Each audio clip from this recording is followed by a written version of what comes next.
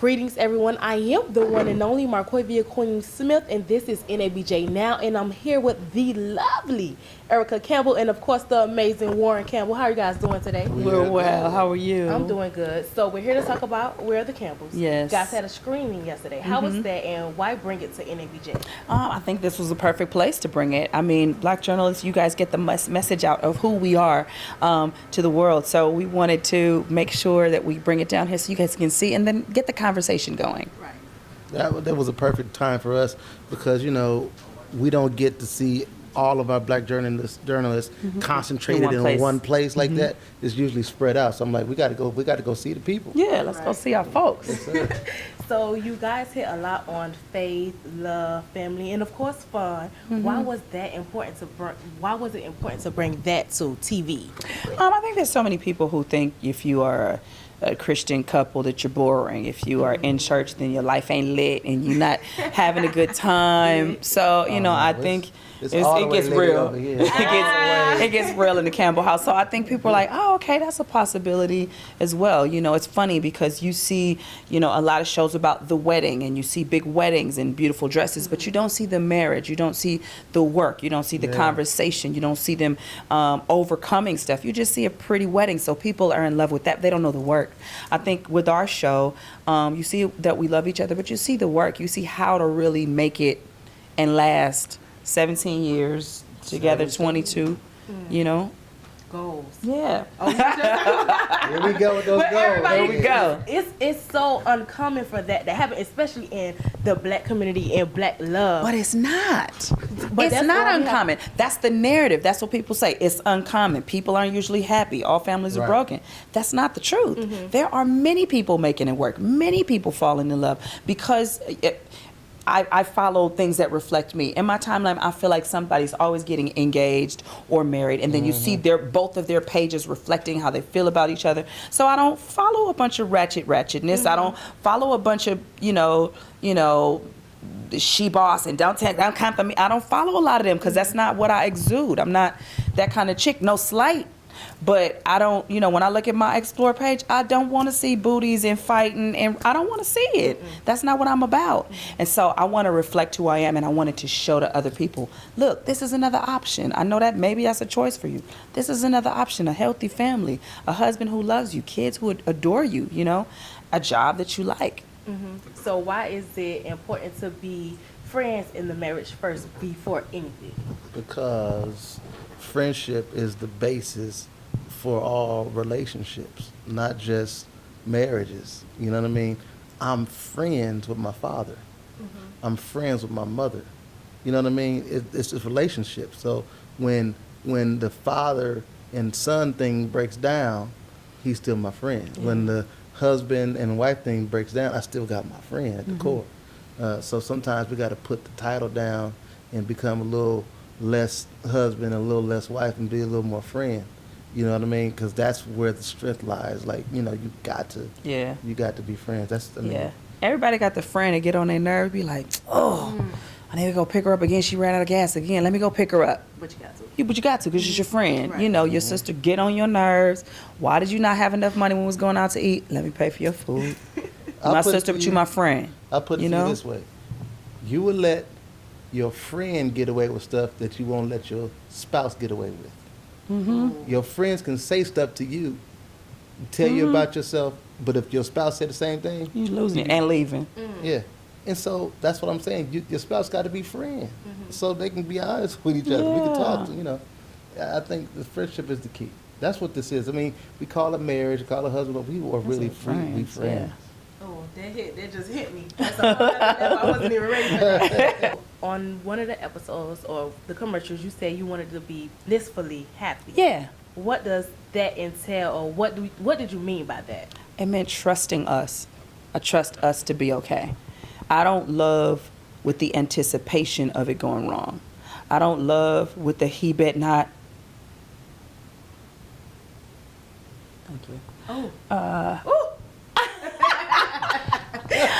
I don't love that way. I just think it's a terrible thing. And I think some people go into brand new relationships. I just met you and you have this whole list of you bet not, you can't not, don't. Love doesn't want that pressure.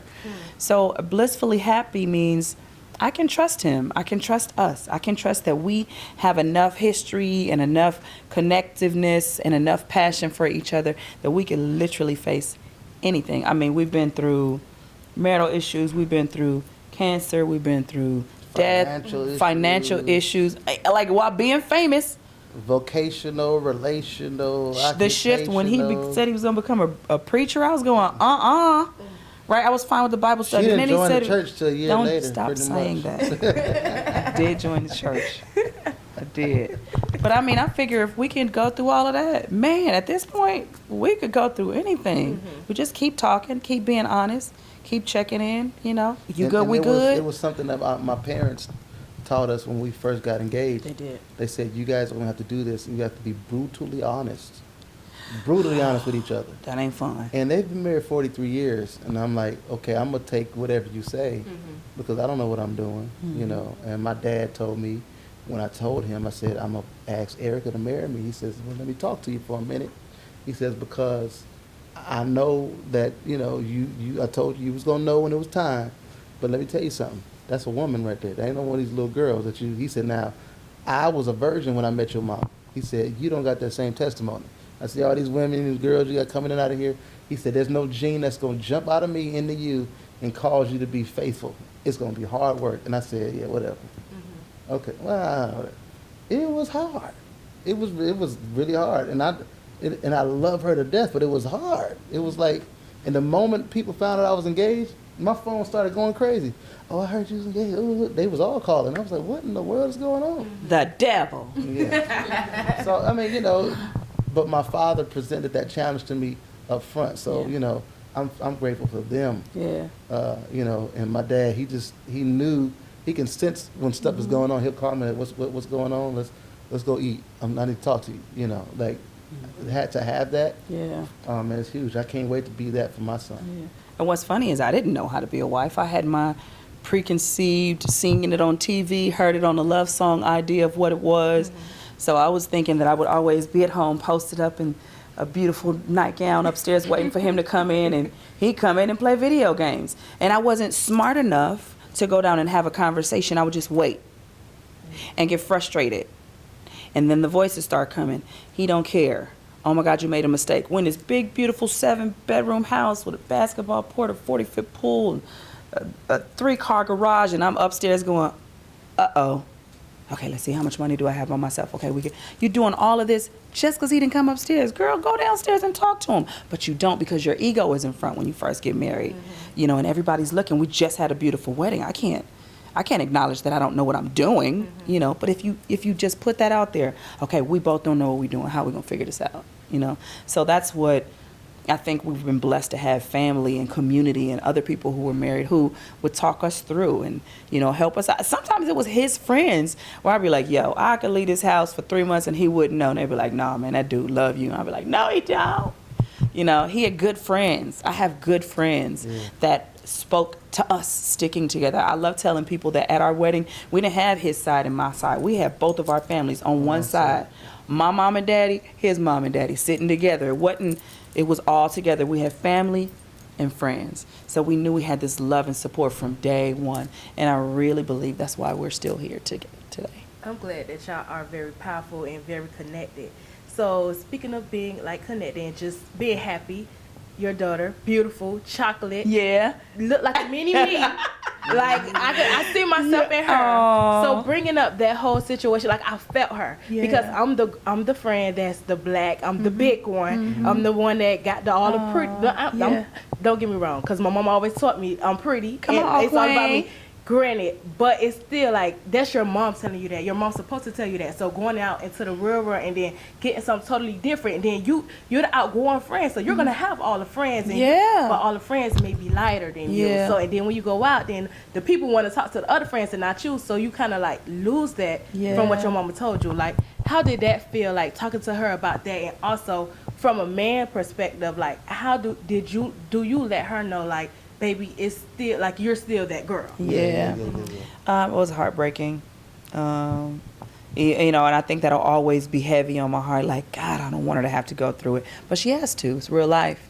And as she goes through it and overcomes it, then she can share it with somebody else. This is how I overcome it. So sometimes I just go in her room and check on her. How you feeling? What you thinking? What you doing? What you watching? What you listening to? You know, because we know our child. So we feel when her spirit or personality takes a dip. I'm going, what happened? What message did you see? What, you know, and then we feel when she kind of perks up, you know, what happened, you know, what happened in your head? What did you watch? What did you take in? So we kind of try to manage that. Energy. Yeah, he has, you know, his talks with her and his times where he'll, you know, it'll just be him and her. I get a little jealous.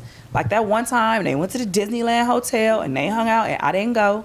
Oh, yeah, whatever. Disneyland 2 days in a row because we stayed at the Disneyland hotel together. And she had room service. Yeah, that was fun. But I encourage her on a daily to define herself for herself. Yes. Because if you don't know who you are, then you are left with other people's opinions of you because they may not know who they are. But they somehow have an opinion about who you should be and who you are, you know. And so my thing is if you don't define that for yourself, you're in trouble. You got to know when you walk out this door who you are. Because outside of this house, nobody's going to love you out there like they love you in here. So you got to take that love and who you are and knowing that out there and don't let nobody tell you anything different, you know. And so it's hard at times, but that's why we have a life together. That's why this is till death do us part. Because it takes that long. Yes. To instill some of the principles. It takes that long to build a relationship. It takes that long. I'm still finding out things about her. My father and mother been married 43 years. He says he still, every once in a while, he's surprised by something that my mother likes that he didn't even know that she was into. You know what I mean? So people change and we evolve. And so with our children, it's no different. We just have to keep at them. Yeah. Stay on them. Stay talking to them. You know, my daughter is a great singer. Yes. And she wants to record, but I said you can't record until you do a couple of things. Right. You have to read this book. It's a book called To Be Loved, a Berry Gordy book about, you know, him in Motown. If you don't read this entire book and write me a 10-page paper on it, then you can't record. And so I have to stick with her and say, did you read what chapter you on? I'm on chapter 5. You've been on chapter 5 for 3 days.